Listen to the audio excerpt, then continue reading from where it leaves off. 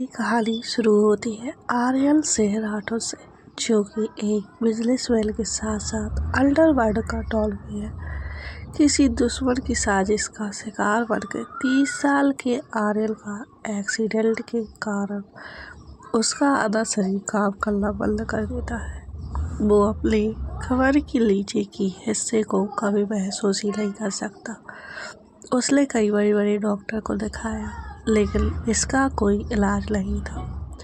दूसरी तरफ है हमारी 24 साल की जिया कपूर, जो आर्यन की बिजनेस लेवल की बेटी है।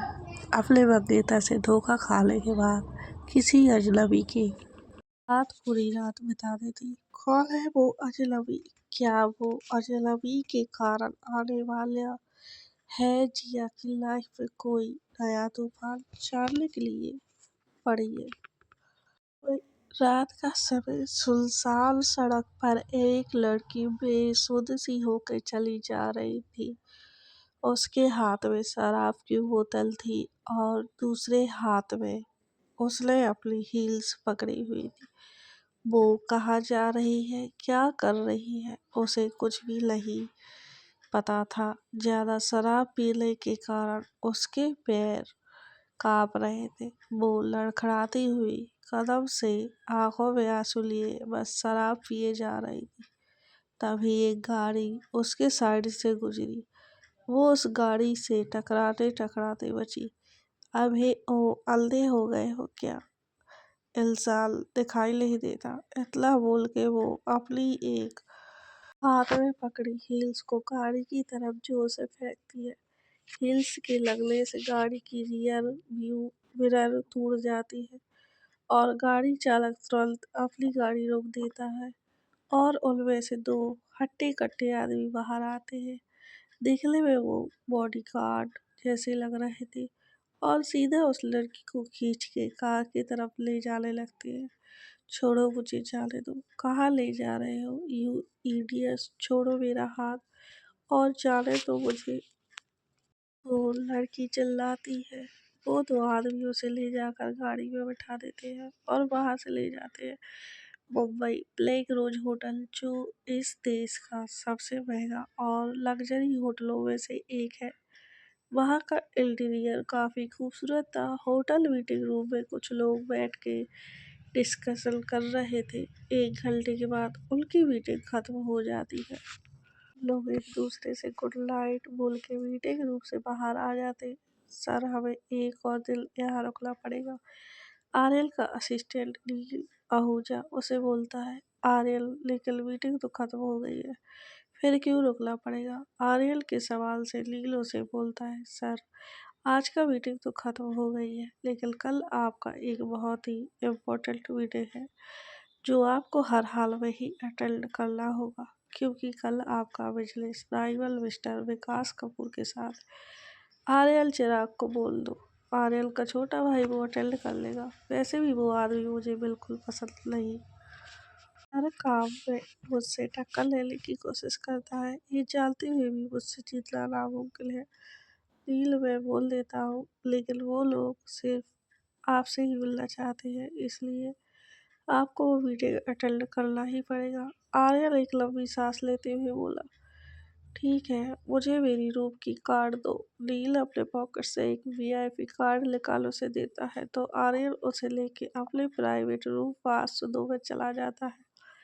आर्यन रूम के अंदर आकर अपने बिजली सूट चेंज करके एक सावन लेने के लिए बाथरूम में चला जाता है। दूसरी तरफ कार के अंदर वो लड़की चिल्ला चिल्ला के उन सारे बॉडीगार्ड के कान का ढोल बजा के रख दिया था। उनमें से एक इरिटेट होकर उसके गले के प्रेशर पॉइंट को प्रेस कर देता है, जिस वजह से वो लड़की बेहोश होकर वहीं गिर जाती है। कुछ मिनट के बाद वो लोग ब्लैक होटल के सामने पहुंच गए थे। तभी उनमें से किसी के फोन में कॉल आता है। वो कॉल रिसीव करता है तो दूसरी तरफ से एक लड़की की आवाज आई, तुम लोगों ने उसे पकड़ लिया? एस में वो गार्ड बोला। वेरी गुड, उसे लेकर होटल के रूम नंबर 402 में भेज दो। वहाँ लोगों की शोर की वजह से वो ठीक से सुन नहीं पाता। लड़की आगे बोली, और ध्यान रहे, एक काम करते हुए जैसे तुम किसी के नजरे में बताना, वरना मैं तुम्हें किसी की नज़रों के सामने जाने का लायक भी नहीं छोड़ूंगी। आप टेंशन मत लीजिए, आपको निराश नहीं करेंगे, बोलकर फोन काट देता है। मैम का कल फोन आया था, उन्होंने कहा है कि हमें इस लड़की को रूम नंबर 502 में लेकर जाना है। तो फिर खड़े होके देख क्या रहे हो, चलो इसे वहाँ छोड़ देते हैं। एक गार्ड उस लड़की को अपने कंधे पर उठा देता है और वो लोग पीछे से होटल के अंदर एंट्री करते हैं और सबकी नज़रों से बच के आर्यन के रूम के अंदर एंटर करते हैं। आर्यन ने दूर लॉक नहीं किया था, इसलिए वो लोग आसानी से अंदर एंटर कर लेते हैं।